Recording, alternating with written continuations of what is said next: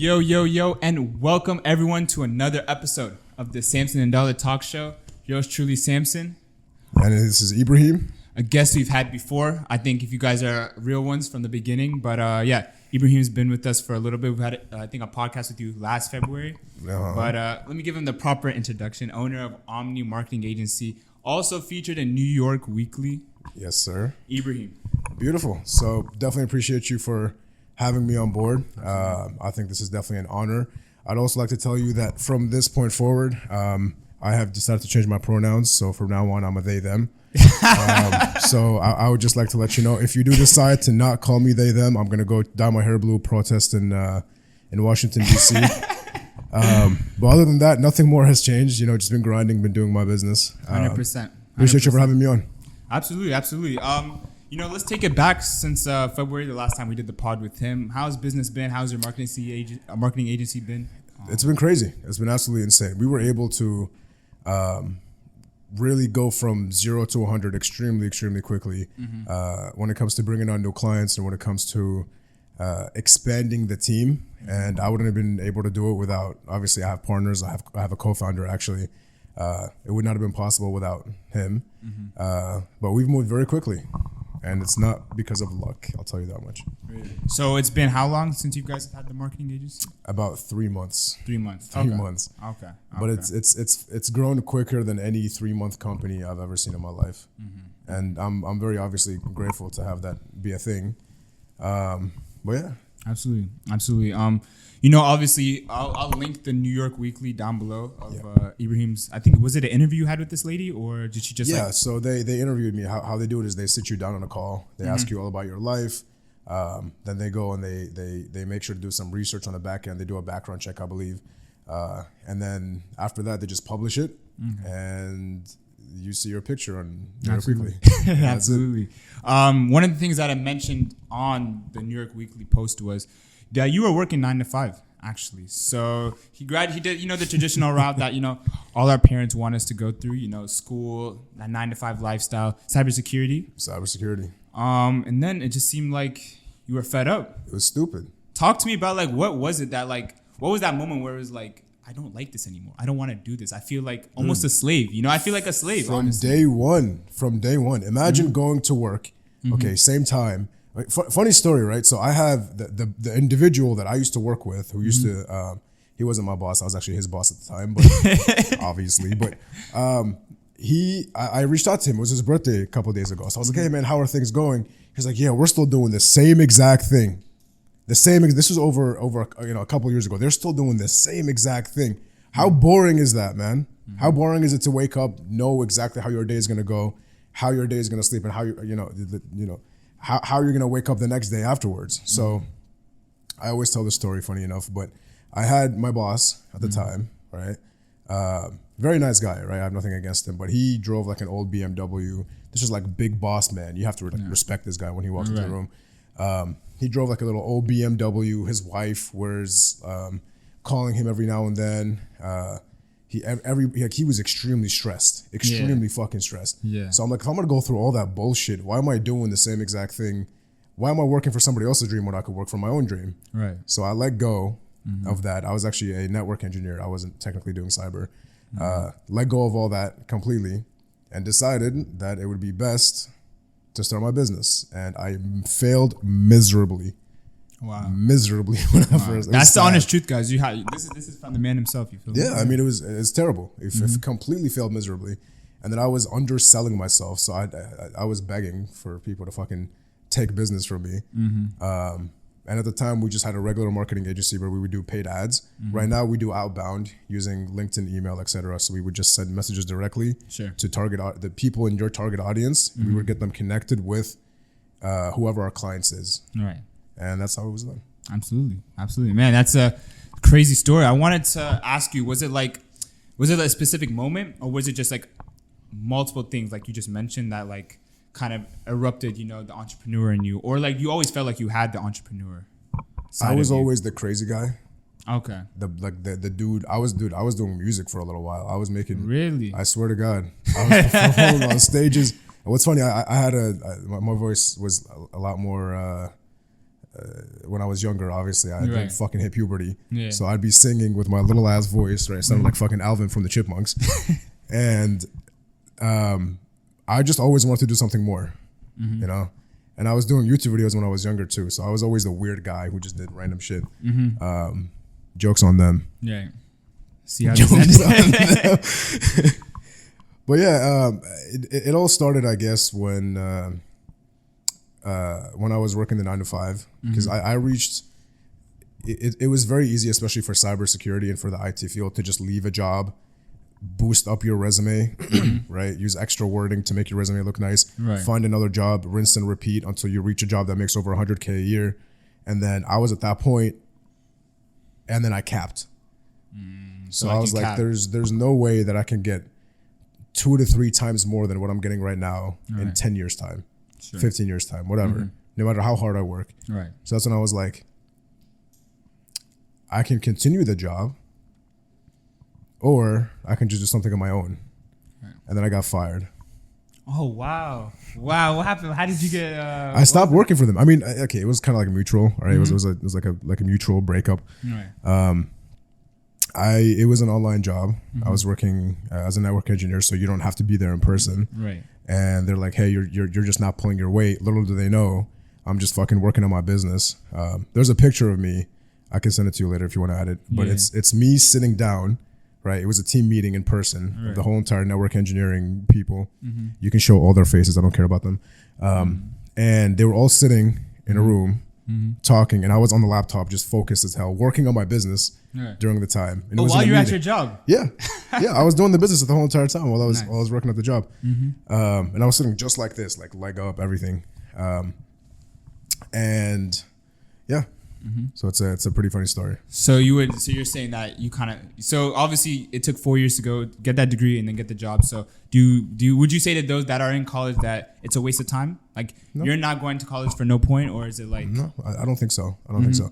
Because the thing is, I mean, the hard truth is not everybody's going to be motivated enough or have the right means.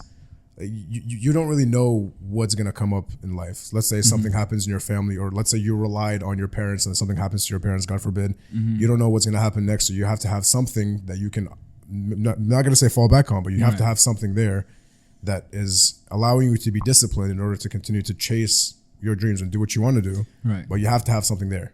100%. Okay. You could be very crazy and be like, oh, fuck it, I'm going to go. But if you have a family to take care of, that's a stupid idea. Right. Of course. Very Yeah. stupid. So Would you recommend for somebody, right, that's like in that, in the space that you're in, he's 9 to 5 living, he's not quite, sure what he wants to do with his life, but he doesn't like being told what to do. He doesn't like being told that, this is what he's going to do for the rest of his life, right? It irritates him. And he's almost like, he feels like he can do better. What do you tell that person, right? Because I feel like for you, it was kind of like, It's you all always ego. knew you had it, but like for somebody else. it's all ego. It really is. The difference between a guy who's successful and a guy who's not successful is just how crazy they are. You see Elon Musk. Who the fuck in their right mind is like, all right, I'm going to put a chip in your brain, and now you're going to be able to search the web using your brain. It's almost, I do who feel like does it's that? almost, you have to think of delusion. You have to think Yeah, delusionally. delusional. Oh my God. I've met a few billionaires who are fucking delusional. Weirdos. Like a complete weirdos. I was in an elevator. I'm not going to name any names. I have a video on my phone of this little fucking thing. Billionaire, right? Big, crazy guy. They're always short. I don't know why they're all so fucking tiny. But he was sitting in, we were all in an elevator, and he was talking about if he was circumcised or not. Big billionaire guy. Right. You wouldn't expect something like this. Yeah. from him. And then I was down in Miami. I met another billionaire. I was gonna do like a video with him, but he was very like, he seemed like he was hiding something, dude. I don't know.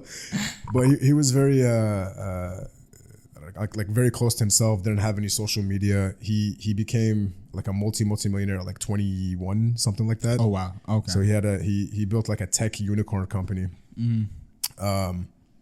But he's a weirdo, dude. He was like yelling and laughing and fucking all the emotions possible all together in one person, and that was it. one. Crazy. Question I wanted to get into. So obviously you talk about the positives of your business, the positive that happened in your initiative into being a businessman. What are some of the negatives? Like, what are some of the things that you've had to overcome?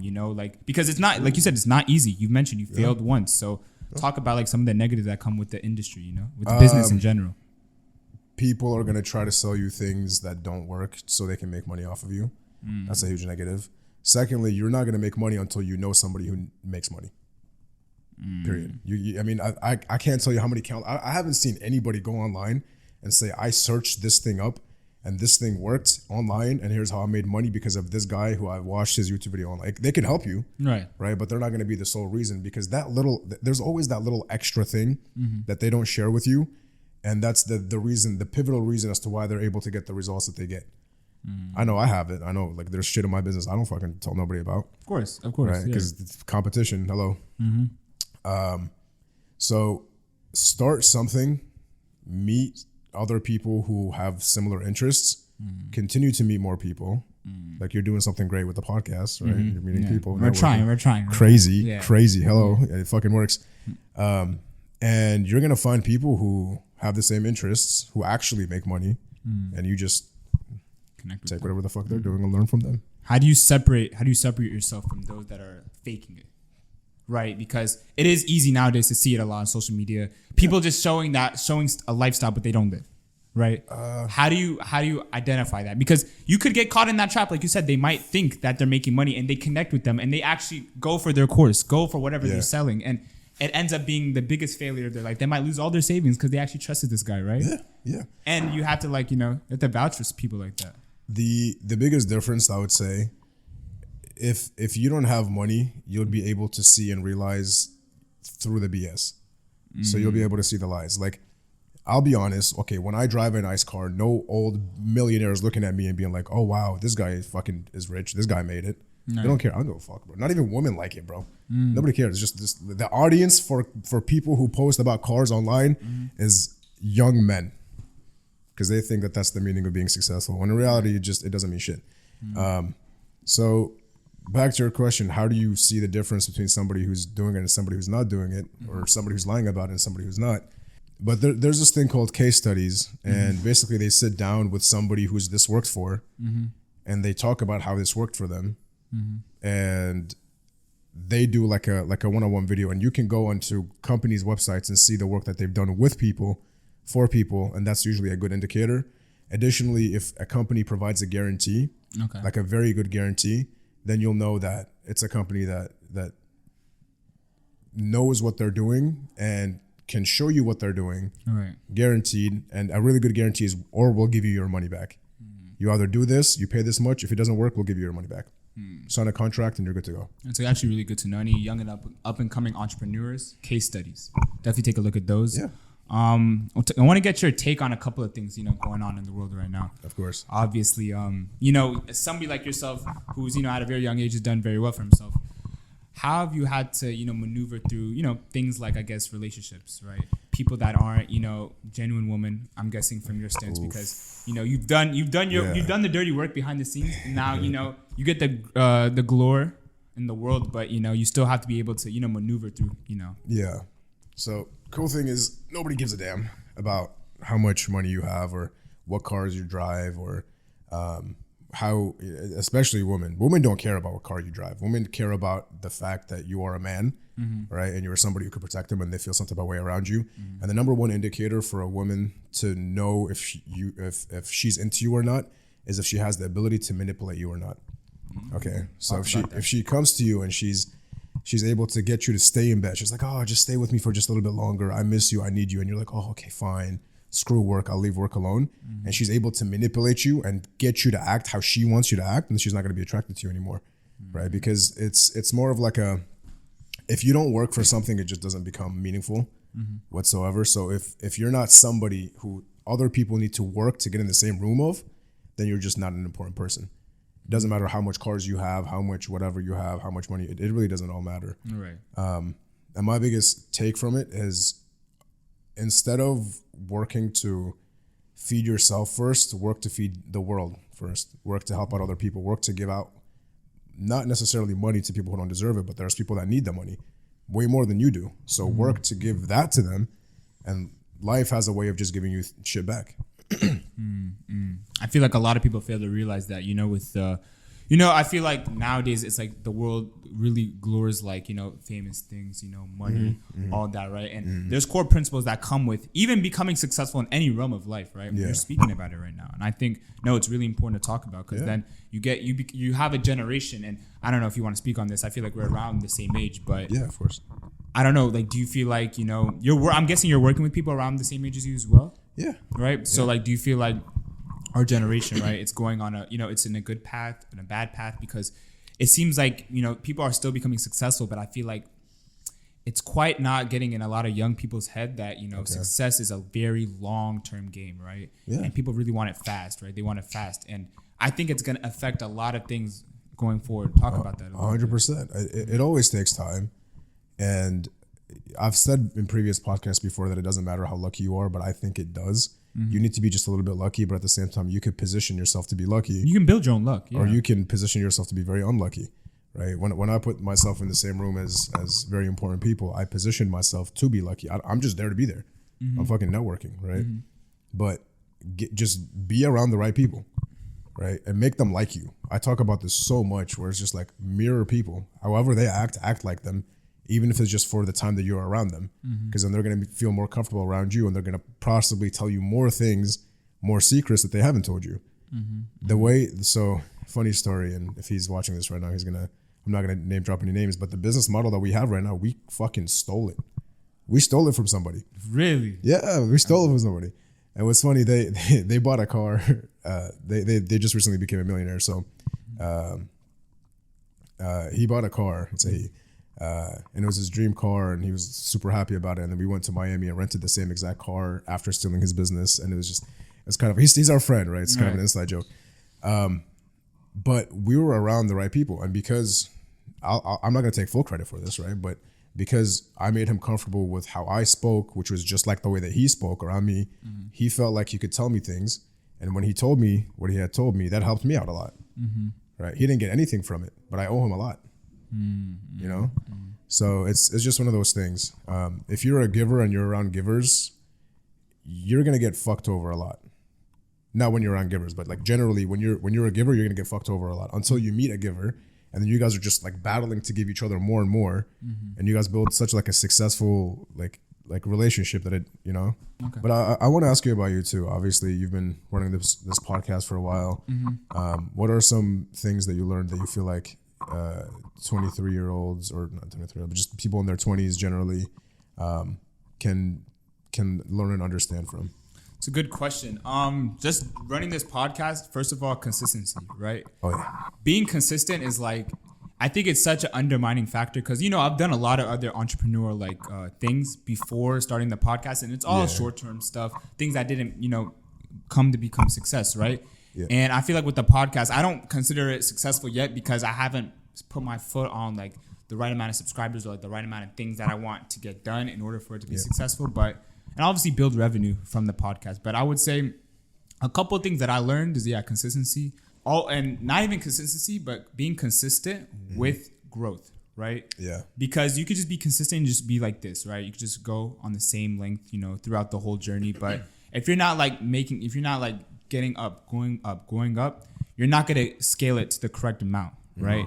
And I feel like I'll be more attest to this when I become successful with the podcast, when I build a revenue. When this becomes some sort of revenue in my life, I can really feel like I can speak about it more. But I think those two things really key for me. You know, you also had a podcast I wanted to mention. I talked about it earlier. So what happened to that? Is that something that, you know, anything in the future? So it was a business podcast more than it was anything. And I want to go back to your point and say that simple scales, complex fails. So this is a term that we've used a lot. And it's only good to have a podcast when the people that are guests that are coming on are like people that other people want to hear about, right? So to build yourself up to that point is it takes a lot of time, and like you said, it takes a lot of consistency at the same time. But it's also branding. You know, I can make one podcast with Elon Musk my whole entire life. We talked about that girl. What was her name? Bobby. Yeah, Bobby, Bobby. who did the podcast, I think, with Drake, Lil with Yachty. Drake and with Drake, Yeah. Lil Yachty, fucking, I don't remember. I don't. Yeah, watch Mark the Cuban, podcast. honestly. She did Mark with Mark Cuban, Cuban. Yeah, Mark Cuban. So, But I can do one podcast with one very important person, and then now I'm known as that guy that did a podcast with a very important person. So it's just Right. about how you brand yourself. Or I could do a bazillion podcasts with people who are just whatever, and then now I'm just known as the guy who does podcasts. If that you makes see sense. how you brand yourself differently? Because if you're branded with somebody else that's more popular than you, you got a bigger name. The person who taught me this is Amar. His name is Amar Jihad in Arabic. Shout out Mar. Shout out Mar. And he has above 600K followers ish, I want to say. On Instagram or on On YouTube? Instagram, on TikTok, and he has above 200K. I want to say on YouTube, where he's Okay. building up to 200K. And he used to do podcasts, and now he just does regular videos. His last video got 1.6 mil. Really? Yeah, and it was about Palestine. Okay. What's going? He's an Arabic commentator. He calls himself. Okay. He speaks in Arabic, obviously. He speaks in Okay. Arabic. Okay. Yeah. Okay. Nice. What anything in the future for Ibrahim? What's next? What's next with Omni? What's next with your brand? Because he does also brand himself a lot on Instagram. I will tag his Instagram, all his info down below. But what's in the Beautiful. future? What's in the future for you? It's gonna be a boring answer. I know you were expecting a really amazing answer, but I it's was. it's just the same exact thing. I mean, there's really nothing different to what we're doing. We're just we have to be very analytical when it comes to every decision that we make.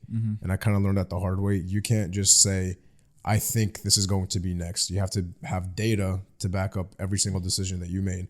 So, for example, I don't know what's next. It could be something huge, right? But from the looks of things, we're growing at a pretty good pace right now. Nice. And we're using data to grow. So if I do one marketing campaign, for example, we're going to use marketing for the sake of example, and that does better than another marketing campaign, then we know this one works, and we can go into the actual campaign.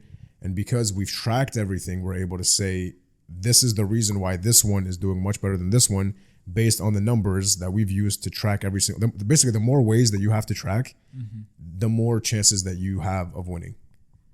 Oh, wow. Okay. So if you track if you track your business in a bazillion different ways, I say a bazillion, but 100 different ways, Right. and everything is the same, but then the number of impressions go up. For example, the number of people that see the video goes up. Then you know that you did something with the thumbnail, for example, that was different, and that's why that video did better than the other video.